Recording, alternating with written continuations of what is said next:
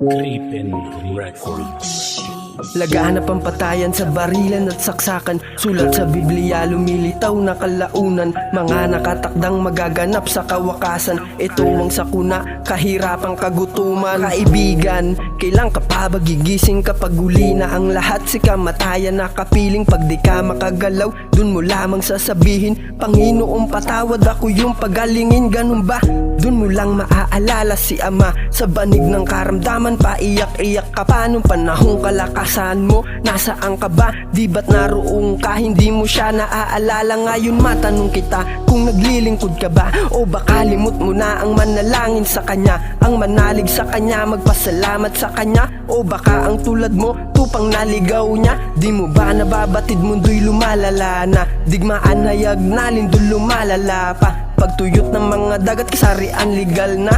Ang pinakamasakit tao sa pera ay silaw na. Di maluman umapo man pagsubok na dala, tila'y giniginaw, wag bibitaw kahit walang napala. Relasyon mo sa Kanya ang pagtulong, di madama sa panahon na kailangan mo, meron man walang wala. Di ka mapakali sa TV, di maikukuble, lumbay sa iyong mata, gusto mo nang magbigte. Diyan ka nagkakamali, hindi yan sagot sa pagwagay upang takasan ng emosyon na di solusyon ng buhay ang masawi. Kung makaranas man lata, laging nalulumay, ang Panginoong kalakasan, siya rin ang tagumpay. Nasa Kanya ang sagot sa di may paliwanag na tanong. Huwag sumuko, hakbang lang kahit sa burak pa ako. Tayo'y manalig, sumalig, san man tayo mapunta. Tayo'y lumapit, kumapit, abot kamay sa kuna. Pananampalataya, pananalig ating pairalin. Mga luwas ating mata, Kanya ito'y papahiran. Ang mabuting balita ay ipinapahayag sa pamagitan ng salita, at ang sabi, the power of God unto salvation.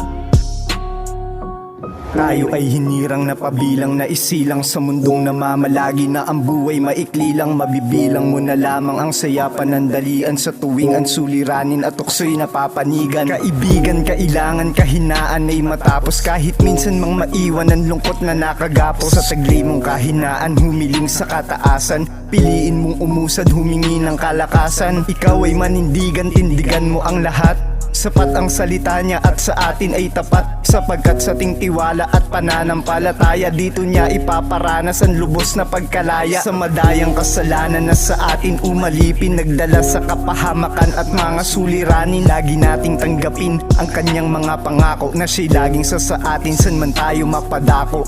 Ano pat ang tao'y hindi sinalita upang matubos, nagsalita at siya'y dinala sa pananampalataya.